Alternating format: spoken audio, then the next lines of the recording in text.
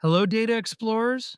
In modern machine learning, we often process massive grids of data containing thousands of rows and columns. But here's the catch. Most of that data is pure noise or redundant copies of things we already know. To understand why this happens, imagine filming a movie scene. If you set up 5 different cameras but place them all at the exact same spot, you do not get 5 times the information.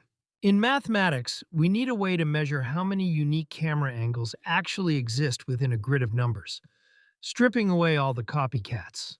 This true measure of information is what we call the rank of a matrix.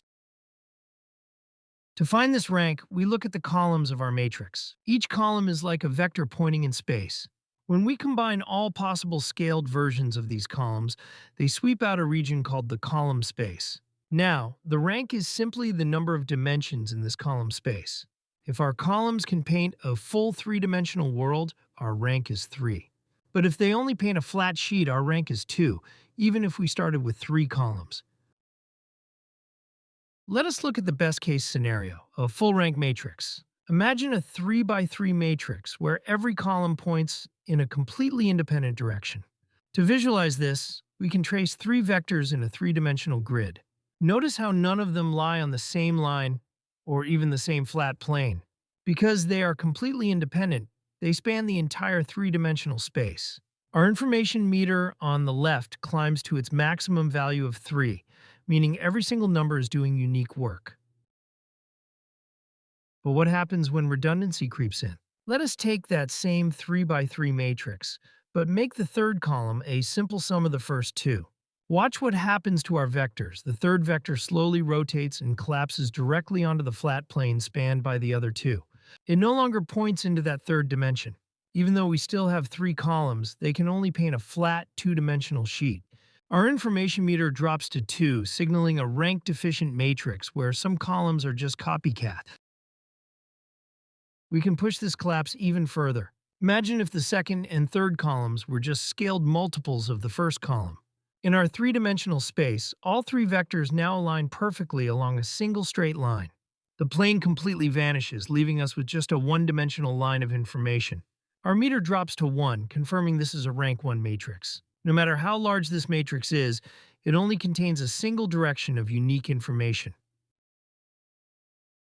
This brings us to a major trap that many students fall into, confusing the physical size of a matrix with its true rank. You might look at a massive 100 by 100 matrix and assume it is bursting with complex data. But if every single column is just a multiple of the first one, its rank is still exactly 1. The physical dimensions tell you the size of the container, but the rank tells you the size of the actual content. Never let a large matrix fool you into thinking it contains rich information. Let us return to our movie camera analogy to make this completely intuitive. Imagine we have 5 cameras recording an actor. If 3 of those cameras are placed side by side at the exact same tripod spot, they capture the same identical perspective. Only the other 2 cameras, placed at different corners of the stage, offer brand new visual information. Even though we have 5 physical cameras, we only have 3 unique angles. In matrix terms, our camera matrix has 5 columns, but its rank is only 3. Now we are ready for the ultimate revelation. A matrix can be tall and narrow or short and wide, meaning it has a completely different number of rows and columns. You might expect their independent dimensions to be totally different, but mathematically, the number of independent columns is always perfectly equal to the number of independent rows. Whether you look at your dataset from the perspective of the features or the samples, the true amount of hidden information is exactly the same. Row rank is therefore always equals to column rank. Let us see this in action with a real-world dataset. Imagine a matrix where each row represents a person and each column represents their movie ratings. If every person has completely unique tastes, our matrix will have a very high rank, representing a rich variety of information. But if most people just copy the rating habits of a few trendsetters, the rows become highly dependent. The rank collapses, telling us that despite having thousands of users, we only have a few truly unique consumer profiles.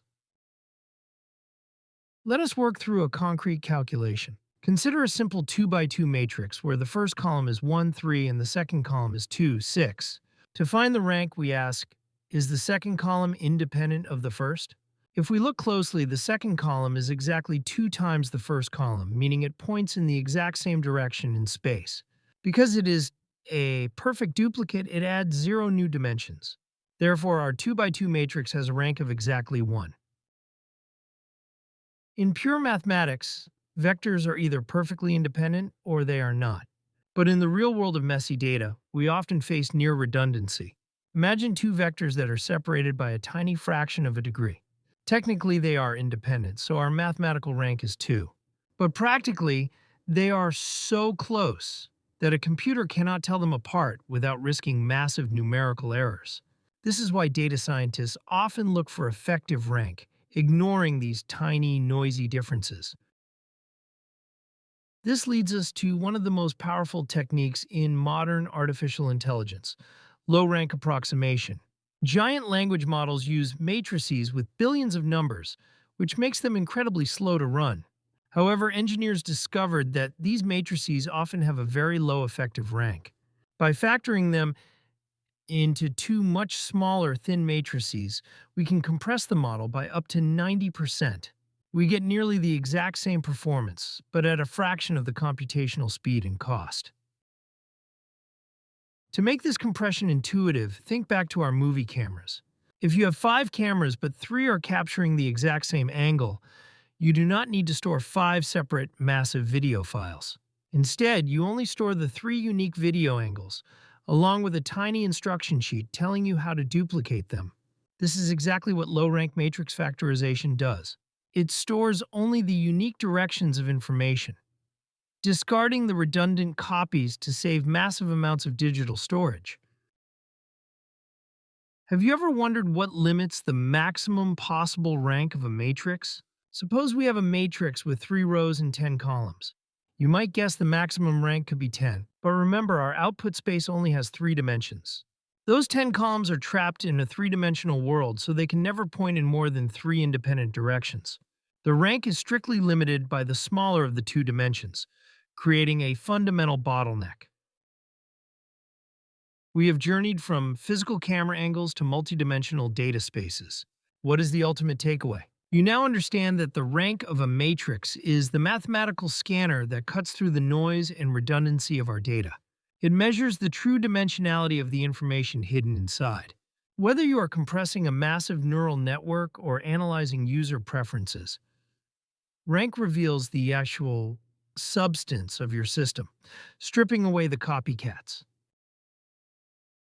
Now that we can measure active information, a fascinating question arises. When rank collapses, where does that lost information actually go? It does not just vanish into thin air. In our next video, we will explore the rank nullity theorem, which reveals a beautiful law of conservation of dimension.